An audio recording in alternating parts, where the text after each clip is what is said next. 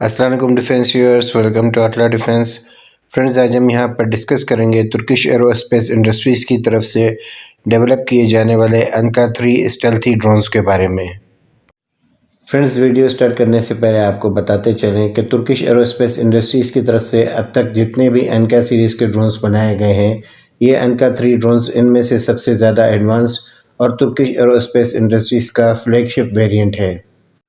28 دسمبر 2023 کو Turkish aerospace industries کی facility کے ساتھ موجود ایک رن وے کی مدد سے اس انکا 3 ڈرون کی ایک ٹیسٹ فلائٹ کنڈکٹ کی گئی۔ اس ٹیسٹ فلائٹ کے لیے رکھے گئے گولز کے مطابق انکا 3 ڈرونز نے مسلسل 1.5 گھنٹے تک فلائی کرتے ہوئے 8000 فیٹ کی بلندی پر 150 نوٹس کی اسپیڈ اچیو کرتے ہوئے تمام ٹیسٹ اور ٹرائل سکسیسفلی پاس کیے۔ ترکش ایرو اسپیس انڈسٹریز کی طرف سے اس انکا 3 ڈرون کو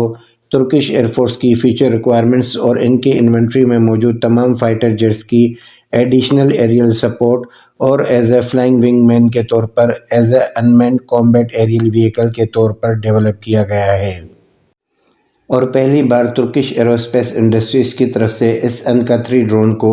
پروپیلرز کے بجائے ایک جیٹ انجن کے ساتھ پاور کرتے ہوئے فلی آٹونومس لینڈنگ اور ٹیک آف کی کیپیبلٹی کے ساتھ بھی انٹیگریٹ کیا گیا ہے۔ مزید اس انکا 3 یوکیو کی ڈیزائن کو heavily U S air force کی انوینٹری میں موجود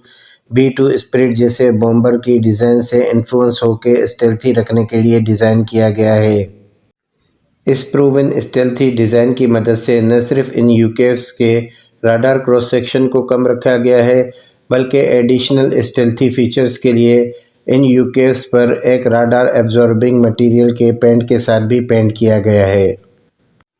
اس کے علاوہ اس یوکیو کو اپنے پورے ایئر فریم ویٹ اور فل پے لوڈ کیپیسٹی کے ساتھ 6.5 ٹنز کی میکسیمم ٹیک آف ویٹ کی کیپیبلٹی کے ساتھ فلائی کرنے کے لیے ڈیولپ کیا جا رہا ہے۔ باقی یہاں پر اگر اس انکا 3 یوکیو کی دیگر اسپیسیفیکیشنز کی بات کی جائے تو یہ 835 کلومیٹر پر آور کی میکسیمم اسپیڈ، 45,000 فیٹ کے میکسیمم الٹیٹیوڈ پر فلائی کرنے کی پرفارمنس کے ساتھ ساتھ اپنے ویپنز پیکیج میں 1200 کلو گرام کے پے لوڈ کو بھی کیری کر سکتا ہے۔ اس کے علاوہ یہ یوکیوز ترکش ایئر فورس کے دیگر فائٹر جیٹس کے ساتھ کنٹینیوسلی 12 آورز کی فلائٹ انڈیورنس بھی دینے کی صلاحیت کے ساتھ ڈیولپ کیے گئے ہیں۔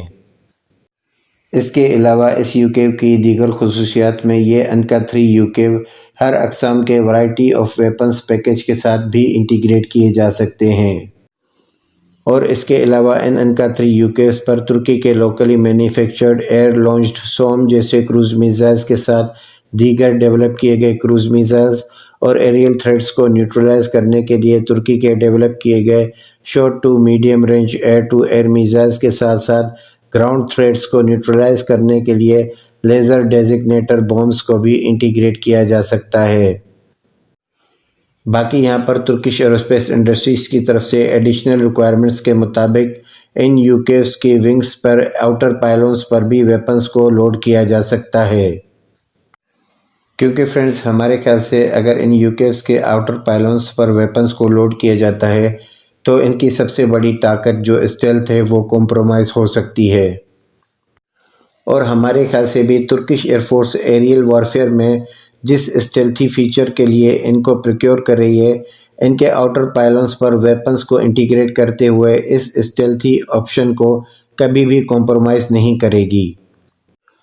اور کیونکہ یہاں پر انکا 3 یوکیوز کو چیپلی ترکی میں ہی ڈیولپ کیا جا رہا ہے، تو ایڈیشنل ویپنز کیرنگ کیپیسٹی کی ریکوائرمنٹس کو پورا کرنے کے لیے ترکش ایئر فورس انکا 3 یوکیوز کو کافی بڑے نمبر میں پروکیور کر سکے گی۔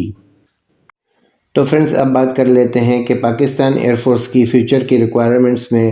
کیا ان انکا 3 ڈرونز کو کنسیڈر کیا جائے گا۔ فرینڈز، ہمارے خیال سے پاکستان اور ترکی کے مابین کو ڈیولپ کیے گئے 5th جنریشن کے کان فائٹر جیٹس کی پاکستان ایئر فورس میں فلی انٹیگریشن کے بعد